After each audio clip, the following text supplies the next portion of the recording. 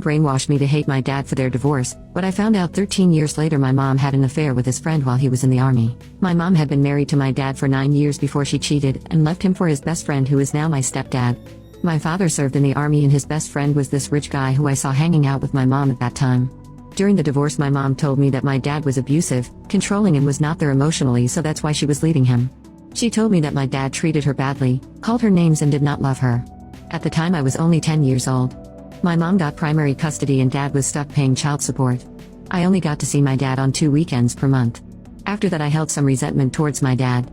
I dreaded when it was time to see him. He had sold what used to be our house, moved back to his hometown, opened a mechanic shop and lived in this shop. He was an avid drinker who always tried to sober up when it was time for me to stay with him. He was miserable, lonely and depressed.